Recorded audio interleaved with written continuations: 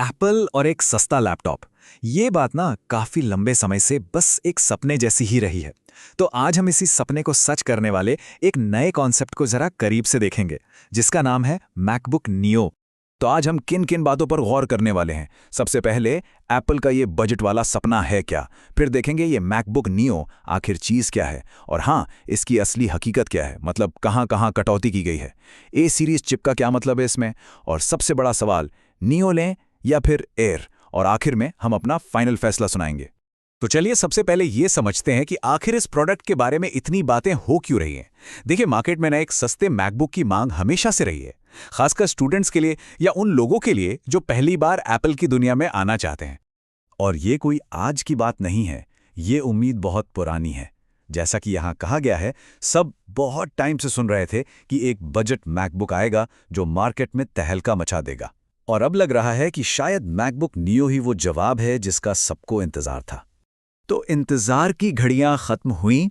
Apple ने आखिरकार MacBook neo को पेश कर ही दिया है, और ये दावा कर रहा है कि जो भी उम्मीदें इससे लगाई गई थीं, ये उन सब पर खरा उतरेगा। और ये रही वो चीज जिसने सबका ध्यान अपनी ओर खींचा है। कीमत सिर्फ 59,990 रुपए। सच कहूं तो यही इस प्रोडक्ट का सबसे बड़ा प्लस पॉइंट है। मतलब एप्पल और ऐसी कीमत सुनने में भी थोड़ा अजीब लगता है ना? अब कीमत कम है तो क्या डिजाइन में भी कटौती हुई है? ऐसा लगता तो नहीं है। देखिए, फुल एल्यूमिनियम बॉडी है, सिल्वर, ब्लू, ब्लश और सिट्रस जैसे 4 नए फ्रेश कलर्स हैं, 13 इंच का आईपीएस डिस्प्ले है और उस पर एंटी रिफ्लेक्टिव कोटिंग भी। मतलब लुक और फील तो एकदम क्लासिक एप्पल वाला ही है। लेकिन कहानी में एक ट्विस्ट तो होता ही है। इतनी बढ़िया कीमत रखने के लिए एप्पल को कहीं ना कहीं तो कटौती करनी ही पड़ी होगी। तो सवाल यह है कि वो कटौती आखिर हुई कहाँ है। तो सबसे पहली और शायद सबसे बड़ी कमी, इसमें बैकलिट कीबोर्ड ही नहीं है। जी हाँ, ये एक बहुत बड़ा माइनस पॉइंट है, खासतौर पर स्टूडेंट्स के लिए या उन लोगों के लिए जिन्हें अक्सर रात में या कम रोशनी में काम करना पड़ता है। ये एक ऐसा फीचर है जिसकी कमी सच में महसूस होगी। दूसरा समझौता किया गया है ट्रैक पैड के साथ। नियो में आपको एक normal basic mechanical track pad मिलता है, जबकि एप्पल के बाकी सभी मैकबुक्स में वो शानदार हैप्टिक फीडबैक वाला ट्रैक पैड होता है, जो असल में हिलता नहीं है पर वाइब्रेशन से आपको क्लिक होने का एहसास कराता है। और यकीन मानिए, इससे यूजर एक्सपीरियंस में जमीन आसमान का फर्क आ जाता है। और एक और चीज, सबका फेवरेट और super convenient MagSafe charging feature भी इसमें नहीं है।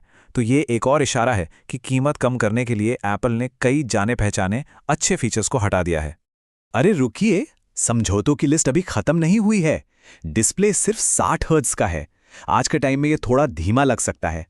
पोर्ट्स का सीन तो और भी अजीब है। एक तो ठीक-ठाक USB-C पोर्ट है, लेकिन उसके साथ एक बहुत ही पुराना स्लो वाला USB 2.0 पोर्ट दे दिया है। पता नहीं क्यों। और तो और बेस मॉडल में टच आईडी भी नहीं है।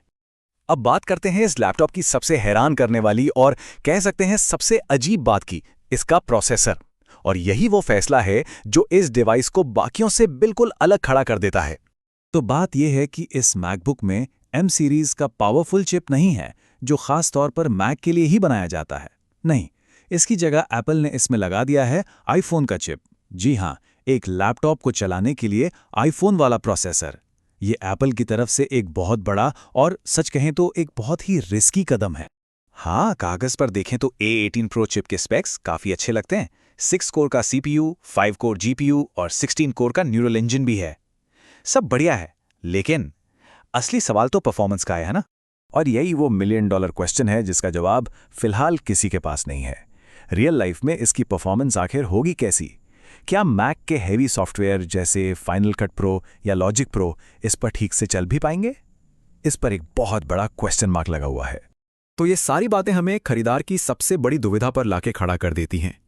क्या यह मैकबुक नियो खरीदना एक समझदारी है, या फिर थोड़े और पैसे डालकर मैकबुक एयर ले लेना चाहिए? अब यहाँ एक बात समझना बहुत जरूरी है।